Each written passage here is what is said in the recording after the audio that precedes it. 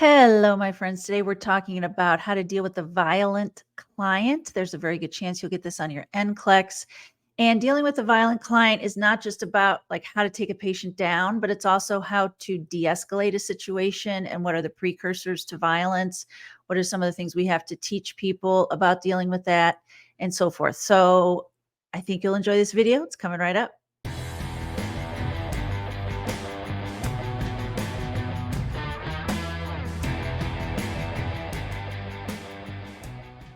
Hello, Clinic Review family. It's Dr. Sharon with Clinic Reviews, the very best NCLEX review in the entire universe, in my opinion. IMO. Maybe I'll just start saying IMHO.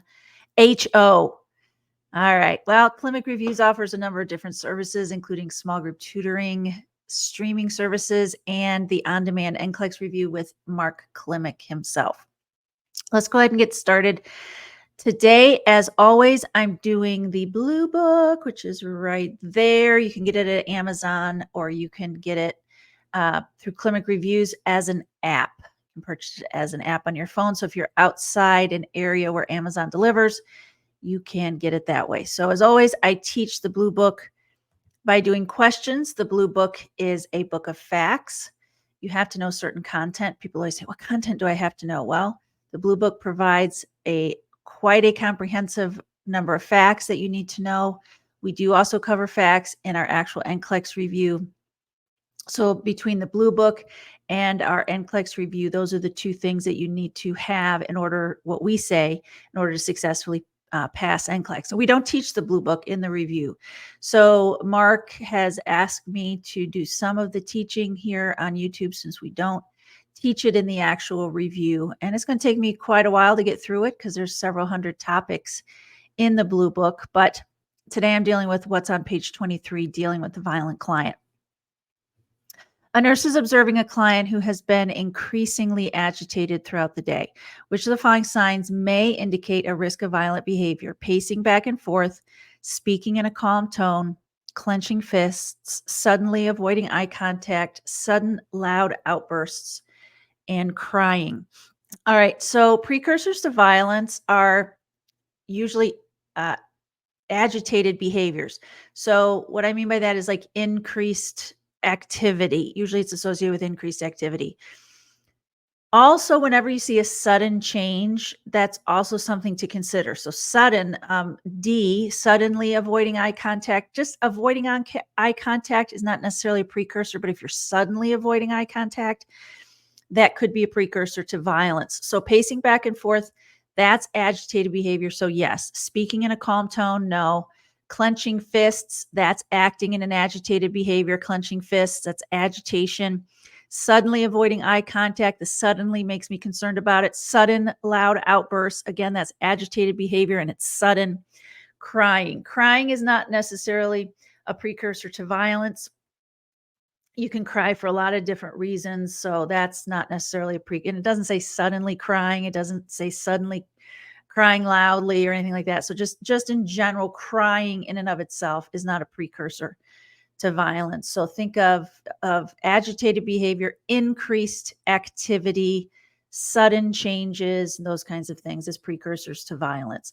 The nurse enters the room of a client who is shouting and threatening staff members. What is the most appropriate initial action by the nurse? So what should we do first? In other words, call security, attempt to physically restrain the client, speak to the client in a calm, matter-of-fact tone, leave the room immediately for personal safety. So it's a first question. So really leaving the room is not really going to be your best option, no matter really any of these. In real life, if you're like, my safety's at risk, I'm leaving the room, that's up to you in real life. But on the NCLEX is a perfect world.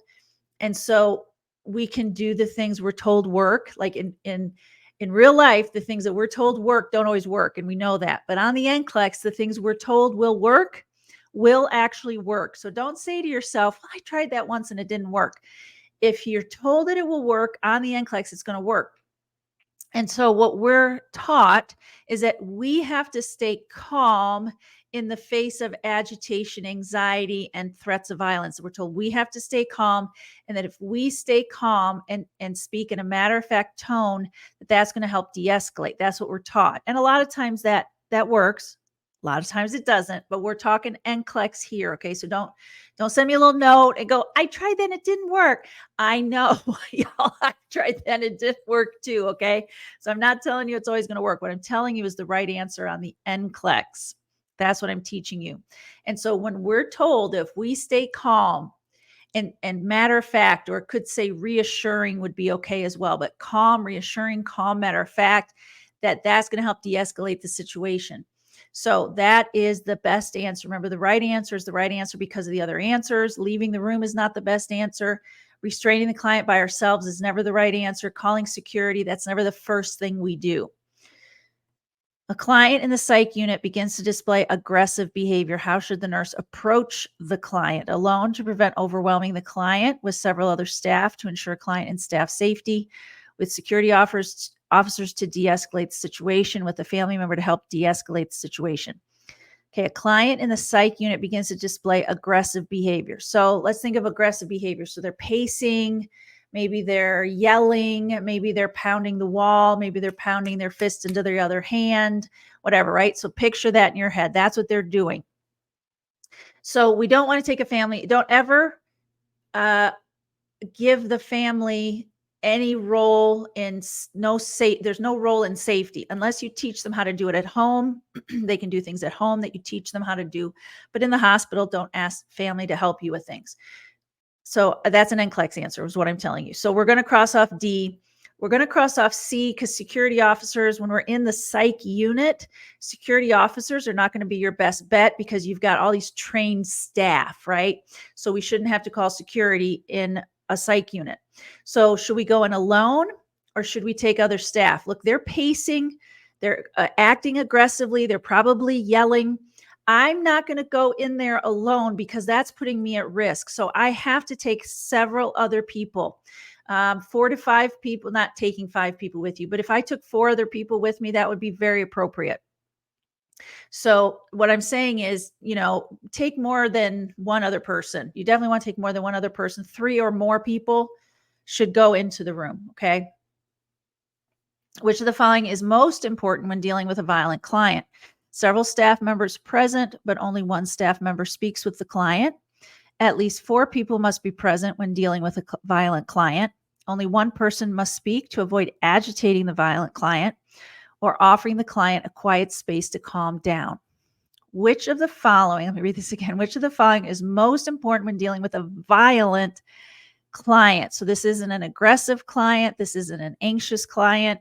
This isn't a pacing client. This is actually a violent client. So a violent client, what is most important? So what's best to do? Several staff members present. I like that answer, but only one staff member speaks with the client. That is true. Several staff members must be present. And it is true that only one staff member should speak, because if they're all speaking at the same time, or they're all trying to, this person says, you need to be calm. And then this person says, you really need to calm down, or we're going to have to do something, right? It gets the client more agitated. So A is a great answer. At least 4 people must be present when dealing with a violent client. It doesn't have to be 4, could be 3. So, but I mean, it's not totally wrong. I mean, you should have people there. Only one person must speak. That's true. So B and C are subsumed under A. So A is the umbrella answer for B and C. So even if you like B and C, you should pick A because A subsumes both of those things. It says several staff members are present, but only one staff member speaks with the client. So don't forget about this umbrella principle. If there's one answer that encompasses the other answers, pick the umbrella answer. So I'm going to keep A and I'm going to cross off B and C.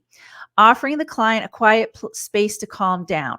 So they're violent. They're actually like throwing a chair against the wall. They're actually being violent. So I have to choose which is the better answer. Several staff members present, but only one staff member speaks. But I don't offer the client a quiet space to calm down, or I offer them a quiet space to calm down, but I'm not going to have several staff members present and only one staff member speaking. So y'all, I have to have several staff members present. I have to do that. I cannot deal with a violent client on my own. I can't do that. I have to do A. So even though D is something we would do. So we would do that. So we'd take several staff members in there. One staff member would speak, and the one staff member would be speaking calmly in a matter of fact tone. And we'd set limits. We'd say, if you don't calm down, we will need to do this. Or it'll say something like, you must stop throwing the chair against the wall, or we will have to take this action. So we will speak, and part of that may be offering them a quiet space. If they're in the middle of the lunchroom, we're going to say, let's get you out of here and take you to your room. But we have to have multiple people there. We can't just offer them a quiet space to calm down. Which of the following is inappropriate nursing intervention when a client begins to pace and pound their fists together? So this is a precursor to violence. Okay, so they're not violent yet, but it's a precursor to violence. So what is an appropriate intervention when they're exhibiting behaviors that are precursors to violence? Directly confronting the client about their behavior, ignoring the behavior to avoid escalation, offering the client a quiet room to calm down, asking the client to explain their behavior. So I don't like B, that's ignoring the behavior. I don't like B because we're not going to ignore precursors to violence. I don't like A because I don't like the words directly confront the client about their behavior. Confronting them, I just don't like that word.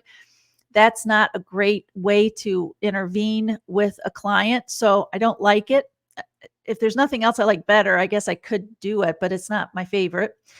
Offering the client a quiet room to calm down. That's a great intervention. They're not violent yet.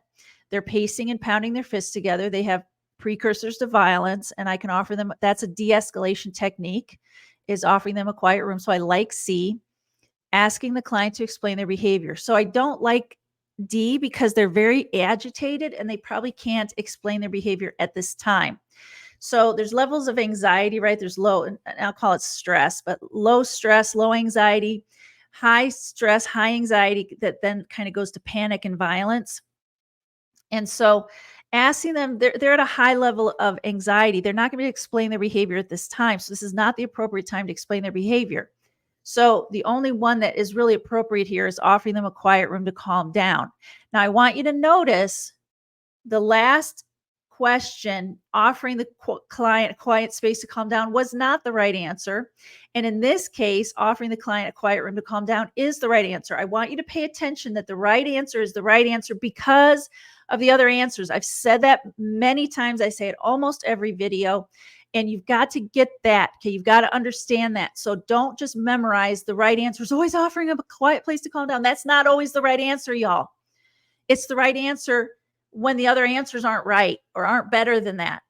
Okay. But it's not the right answer when there's a better answer than that. So think about that as you're taking the NCLEX. Remember, the NCLEX is testing clinical reasoning. They want to know, can you think through this and pick the best answer?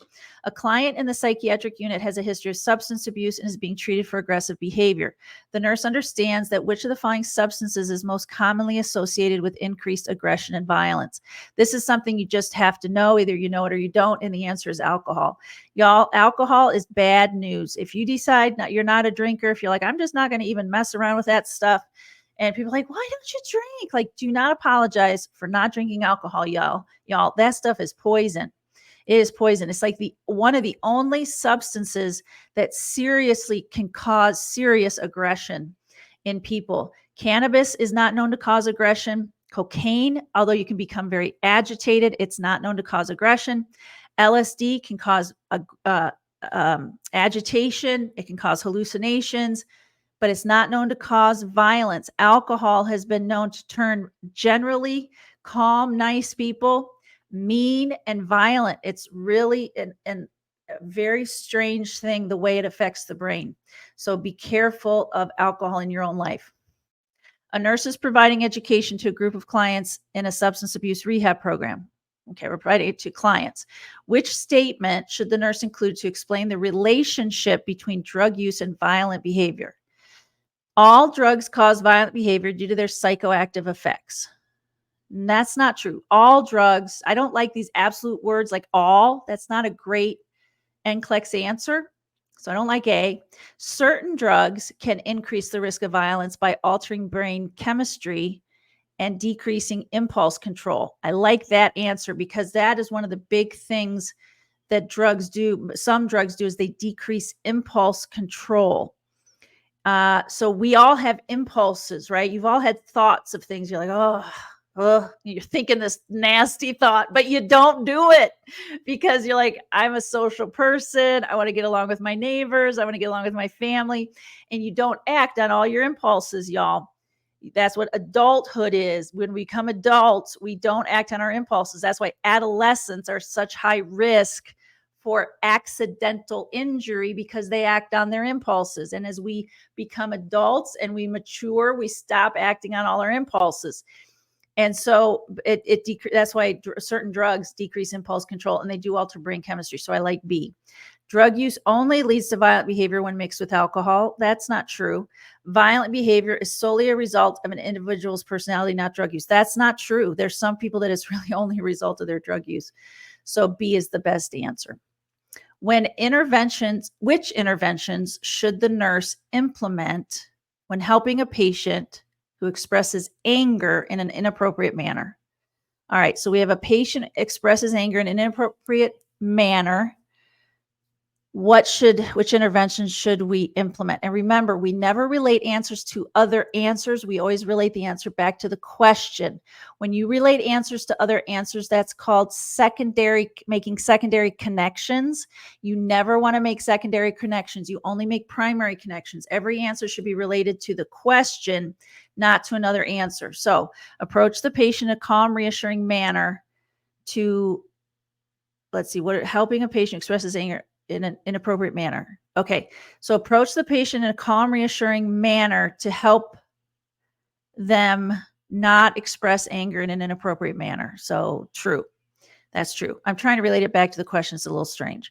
Provide suggestions regarding acceptable ways of communicating anger when helping a patient who expresses anger in an inappropriate manner. Yes, that makes sense. So provide them, so they're expressing in an inappropriate manner, and I'm teaching them how they can express anger in a healthy, appropriate, acceptable way. So true. C, warn the patient that being angry is not a healthy emotional state when helping a patient who expresses anger in an inappropriate manner. So this is an interesting statement. This is not a good NCLEX answer. I don't like the word warn. Okay, warn is a red flag word for me on NCLEX, but this is an interesting statement that being angry is not a healthy emotional state. You know, we really can't control our emotions. Did you ever think about that? We cannot control our emotions. We can only control how we respond to our emotions. We are emotional beings, and we will have emotions despite our best efforts not to have emotions. Okay. We can only control our response to those emotions. So don't tell somebody that being angry is not a healthy emotional state. They can't help it if they're angry. We have to help them deal with their anger in a healthy way. That's what we have to do. So C is not a good answer.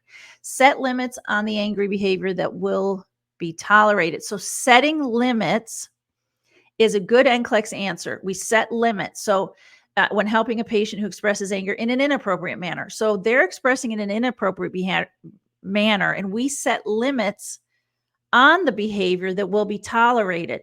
And so we say, look, you're angry. I understand that. There's healthy ways to express your anger, and these behaviors will not be tolerated.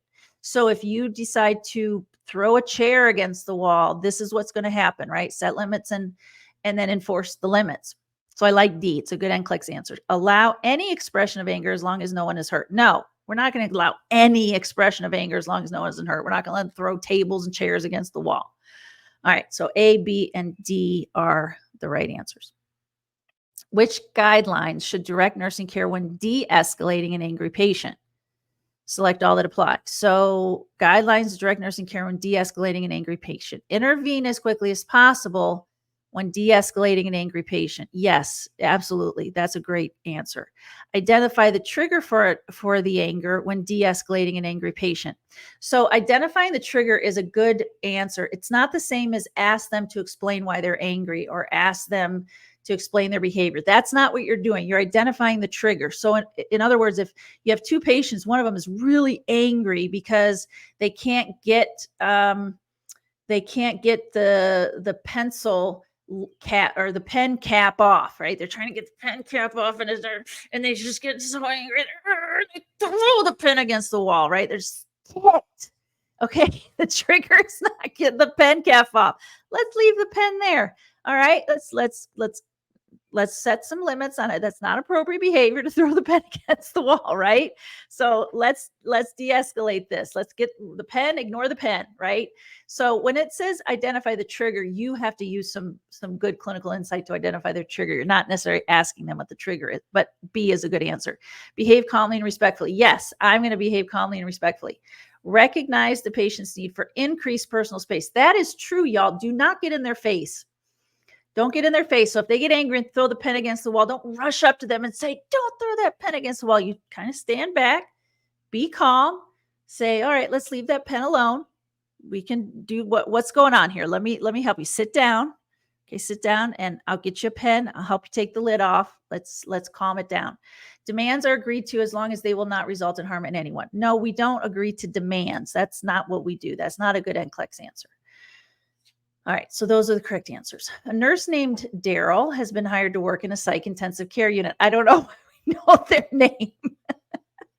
Okay, Daryl is the psych nurse. He has undergone training on recognizing escalating anger. Which statement indicates that he understands danger signs in regard to aggression? All right, let's see how Daryl knows what the signs are in regard to aggression. I need to be aware of patients who are withdrawn and sitting alone as a sign of aggression, danger sign of aggression. Patients who are withdrawn and sitting alone. Well, withdrawn and sitting alone is not agitated behavior. Remember what agitated, hyperactive behaviors. So that's not that. So I wouldn't think so. So that's not a correct answer. We're looking for true statements or correct statements because he understands the danger sign. An obvious change in behavior is a risk factor for aggression as a danger sign for aggression. So an obvious change in behavior. Remember I talked about agitated behaviors, hyperactive behaviors, or a change in behavior. So B, I mean, if there's a better answer, I'm going to let B go. But like if there's pacing and pounding your fists, I'm picking that answer. But if there's no pacing and pounding your fists, then B seems like a decent answer. Patients who seek constant attention are more likely to be violent. No, that's not true. That's not true. There's no reason to think someone who wants constant attention is likely to be violent. Patients who talk to themselves are the most dangerous. No, that's not true. Patients who talk to themselves may be having other issues, but that, no. So I don't see pacing and pounding your fists or throwing a chair against the wall or screaming or anything like that. So the best answer here is an obvious change in behavior as a risk factor. A 24-hour observation is a good choice for restraints in which of the following patients? As a restraint. Okay, so remember we talked about de-escalation. De-escalation is getting them alone, away from the trigger, and you can do greater and greater levels of isolation. So like if the person's really angry at the pen and they throw the pen against the wall, you want to get them away from the pen. That's a type of isolation.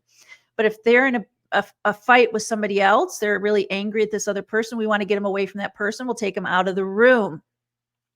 If they're still agitated, once we take them out of the room, that maybe they were in the community activity room, we take them out of there. We're in the hallway with them. Maybe if they're still super agitated, we take them to their room. So we have increasing levels of isolation. So do you know why we have 24 and 48-hour holds? We have 24 and 48-hour holds as a type of isolation, y'all. So if somebody is out there being extremely aggressive, angry, threatening violence, threatening to harm themselves, or threatening to hurt someone else, we can take them out of that situation, put them on a 24 or 48-hour hold as a means of isolating them so they can calm down. That's what a 24 or 48-hour hold is all about. It's for violent clients. We do 24 and 48-hour holds for violent clients. When I say violence, I mean violence against others or violence against themselves. All right. All right. An inmate with suicidal ideation on hospice care. Well, they're threatening violence against themselves. So that seems like a good patient to be on a 24-hour hold. A sex offender in the psychiatric intensive care unit. He's a sex offender, but he's not threatening anybody. He's not threatening violence against himself or other people. So no. An aggressive female with antisocial personality disorder. So she's aggressive, could be a precursor to violence, but she's not actually threatening anybody at this point. An inmate diagnosed with paranoid schizophrenia. So again, no threats of violence against himself or other people. So I'm crossing off B and D for sure. Am I more concerned about a patient who actually has an idea of how to harm himself, or an aggressive female?